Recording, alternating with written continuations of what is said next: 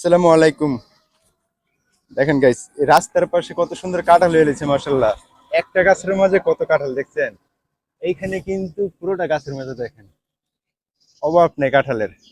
আর এইদিকে কিন্তু প্রত্যেকটা রাস্তার সাইডের মাঝে গাছ আছে, আর প্রত্যেকটা গাছের মাঝে এরকম ভাবে এত কাঁঠাল হয়ে রয়েছে মাশাআল্লাহ, দেখতে কত সুন্দর দেখা যাইতেছে। আর এই জায়গাটা হয়েছে গিয়ে সুইচ গেট। সুইচ গেট এদিকে কিন্তু আশেপাশে প্রত্যেকটা সাইডেই কাঁঠাল গাছ আছে, আর প্রত্যেকটা কাঁঠাল গাছে কিন্তু এরকম ভাবে কাঁঠাল হয়ে রয়েছে।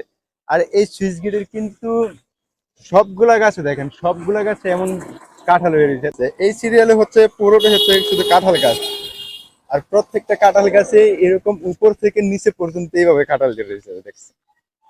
আর এগুলো কিন্তু আসলে এদিকে মানুষে যে আছে না, যে রাস্তার সাইডে হয়ে রয়েছে বাইরে নিয়ে যায় এরকম, এদিকে পোলা পাই না।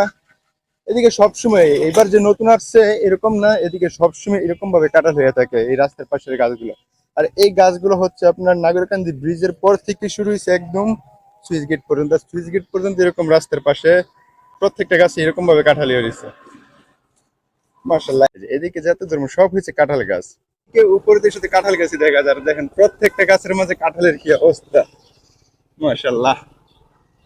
এই সব হয়েছে কাঁঠাল গাছ, কাঁঠাল গাছ ছাড়া এদিকে কোনো গাছই নাই আর।